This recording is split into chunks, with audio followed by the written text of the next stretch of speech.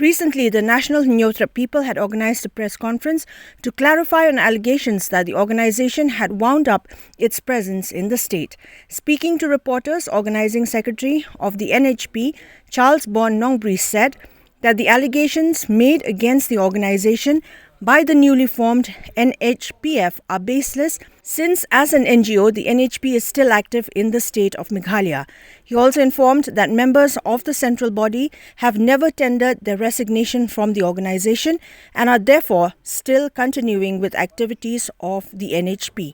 He added that the organization does not have any issue with new pressure groups being formed, but urged upon the NHPF to change its motto and name so as to not mislead the public into taking the newly formed organization to be the same as the NHP.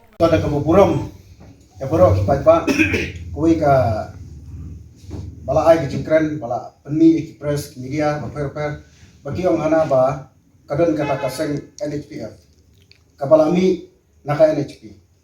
but nadu menta ki ong balak penbena hana baka NHP kamdan shu kata kalong rong long bakala nama nakaling jungi kumangahi organizing secretary nudu basdang jong ka NHP hadu menta hanang ne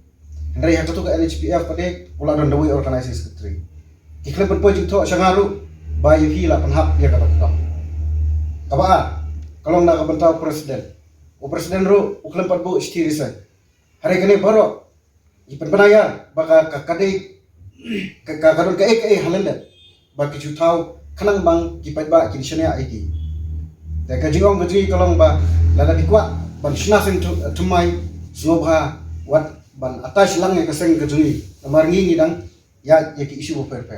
kumun kene wei le pedeng jo ki press dongpi mopo balibat iki dekar hangti awas kasil marako jo gopor ngadairu presiden jo awas kasil district ina pula ikut kubo iklim persenget trekam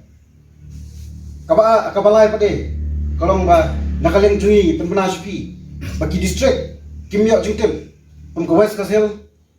nangta ka riboy district iladon kinong kam nangta ka east janja district nangta ka west janja district